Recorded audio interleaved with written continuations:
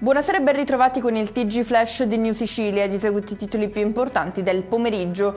1 milione di euro di fondi pubblici stanziati per comuni che di fatto non esistono. È l'effetto della norma fake presentata dal deputato regionale Ismaele Lavardera e approvata dall'ARS senza che nessuno ne verificasse il contenuto. Una vicenda che ha rapidamente assunto rilevanza nazionale, trasformandosi in una clamorosa figuraccia per il Parlamento siciliano davanti all'opinione pubblica.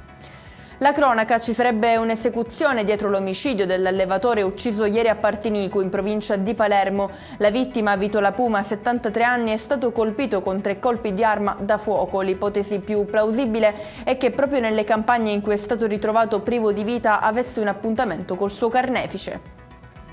Malore in una scuola dell'infanzia di Palermo a causa del freddo. È successo ieri a una bimba di 4 anni che dinanzi al brusco calo delle temperature ha risentito dell'assenza di riscaldamenti. Aveva un colorito violaceo, forti brividi e il corpo che tremava per il freddo, ha raccontato il dirigente.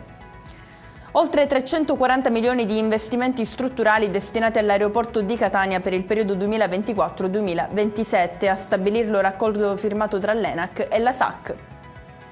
Chiudiamo con le previsioni meteo per domani: pressione atmosferica in diminuzione con il conseguente arrivo di correnti più umide responsabili di un graduale peggioramento in Sicilia, soprattutto nelle ore serali, diramata un'allerta gialla su gran parte dell'isola.